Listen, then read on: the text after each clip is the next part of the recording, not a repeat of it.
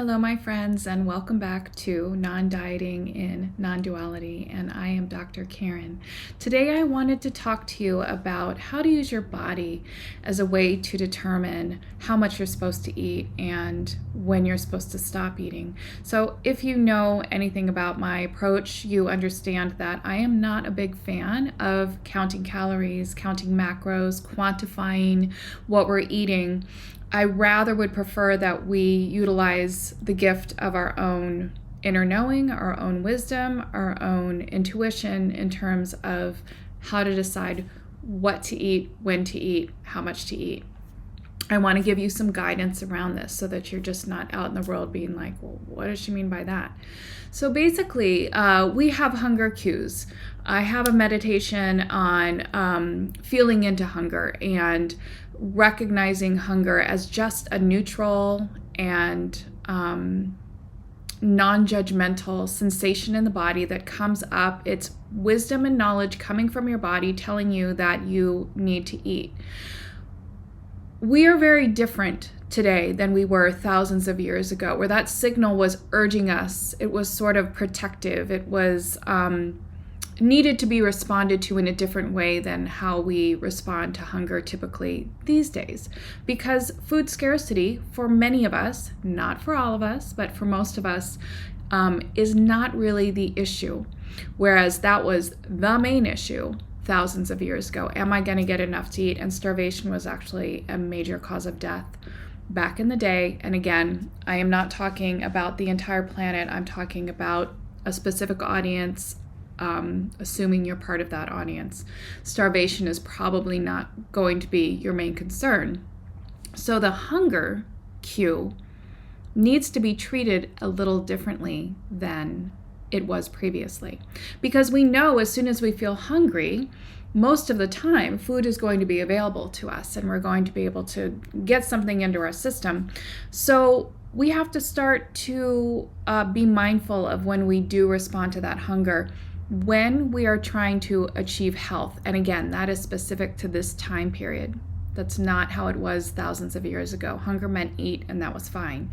Today, we have to play around a little bit with it, because responding to our hunger the second we feel it leads to downstream health consequences.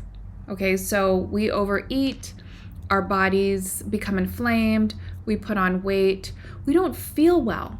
It doesn't even have to do with how you look. Weight loss, in my opinion, isn't even about how you look. It's about being honest with yourself and establishing a relationship with yourself that comes from a place of love. And the byproduct of that is weight loss. So as part of our weight loss journey, I just plugged in my microphone, so I don't know if the sound is going to be different. As part of our weight loss journey, we want to start to respond to our hunger in a slightly different way than what probably would instinctually be our pattern of eating. I want you to start to learn how to feel hunger in your body and how to figure out that sweet spot that happens where it is actually time to respond to the hunger, but you're not responding to it so soon that the little bit of natural hunger that's developing is actually allowing you to use what's already on your body, your storage, what's there that your body has built up and is waiting for the opportunity to use. So this is part of how weight loss happens. And I know they will say you need to be in a calorie deficit in order to lose weight. And while that may be true, if that is all that's in your mind is, ooh, my nails look kind of good, huh? Yeah. If that's what's in your mind, then that is going to create this sense in your body of not having enough, having to restrict, having to deny. These things are not conducive to getting into a body that feels most supported, most nourished, and happiest. So when it comes to trying to lose weight, determining that perfect time when you need to respond to your hunger is key. What I do with my clients and what I do with myself, I will never tell you to do something that I don't do myself, just FYI.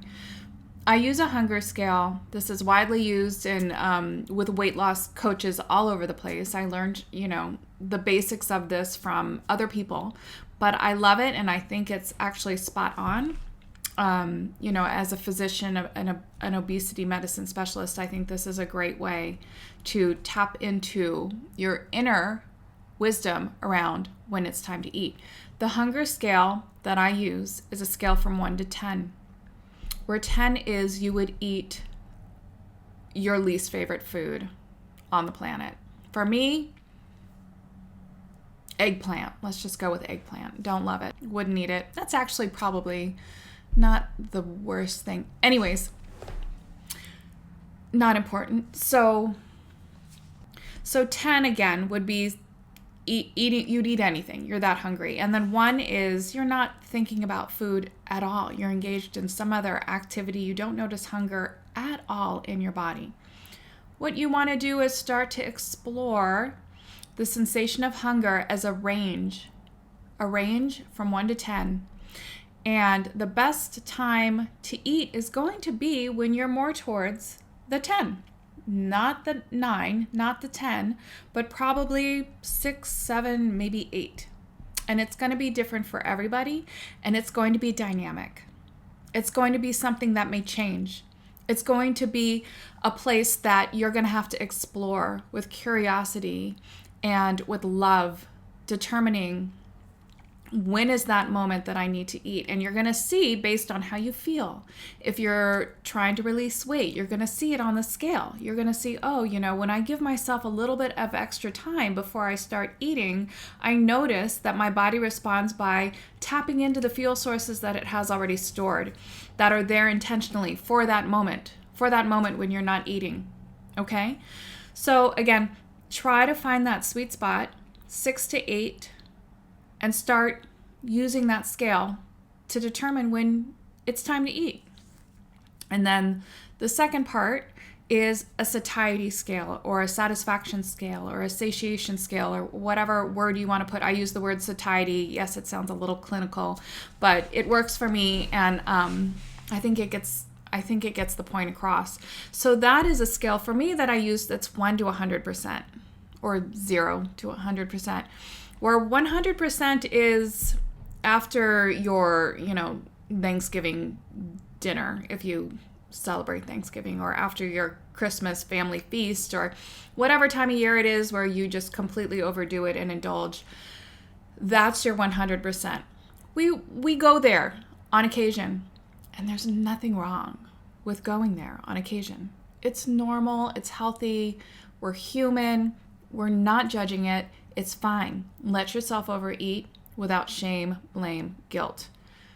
What we want to do on a regular basis, however, is pay attention to our satiety and start to stop our eating experience as we get to 60, 70, 80%. So it's similar to the hunger scale.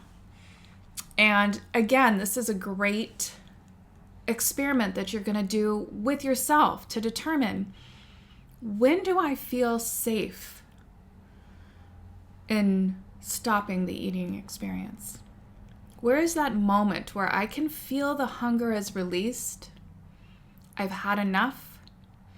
I could keep eating, but where I am right now feels good, and I'm going to eat again.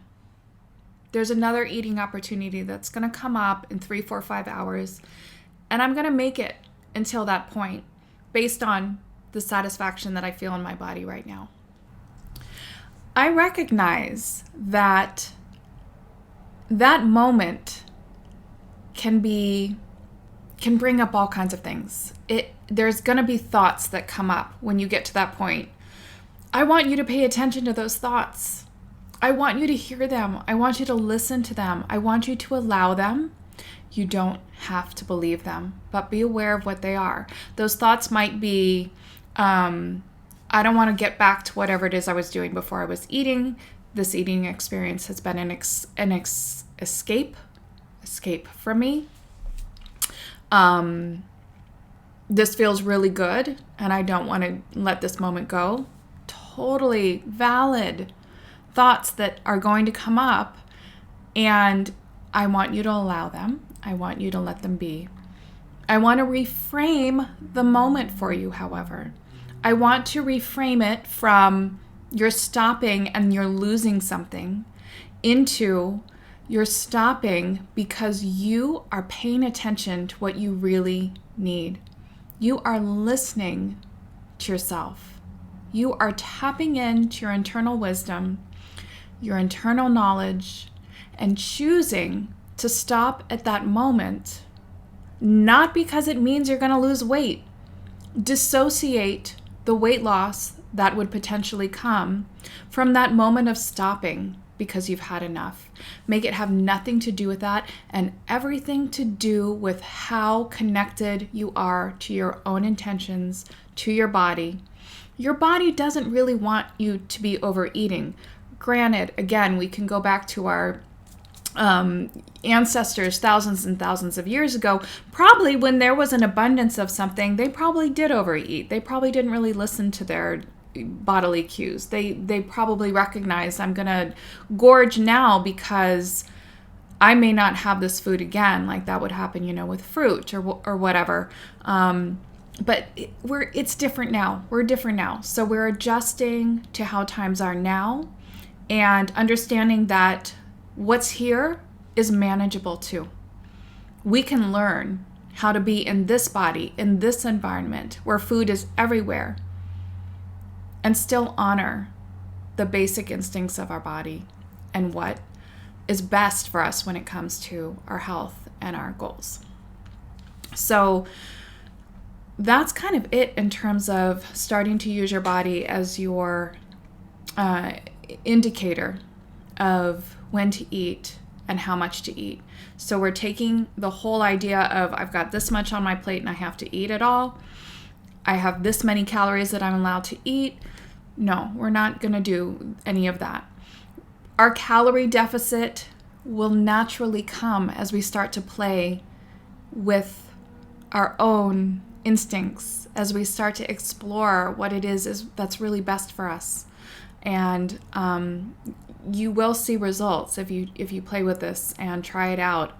And I want to be able to support you. If stuff comes up, in the comments, please let me know if there's thoughts that are coming up, if you're struggling, if you're finding like, well, this is just impossible.